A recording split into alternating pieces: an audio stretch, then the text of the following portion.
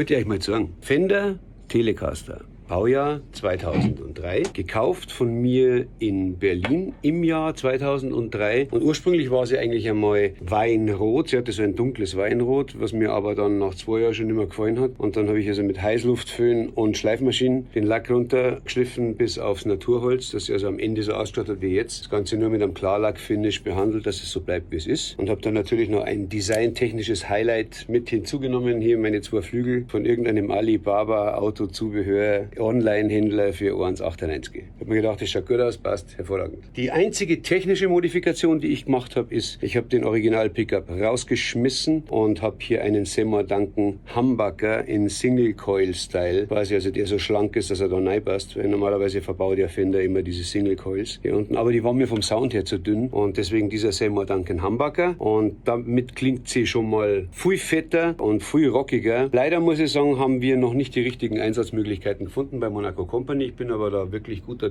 Dinge, dass wir in Zukunft von der musikalischen Vielseitigkeit die eine oder andere Einsatzmöglichkeit für diese Gitarre finden werden. Ich mag es sehr gern, mir gefällt es ganz gut. Bis dahin hängt sie ganz gut bei mir am Wandhalter und schaut gut aus. Und ab und zu nehme ich es runter und haue einen Riff rein und freue mich, dass ich es habe. Fender Telecaster, Baujahr 2003. 40.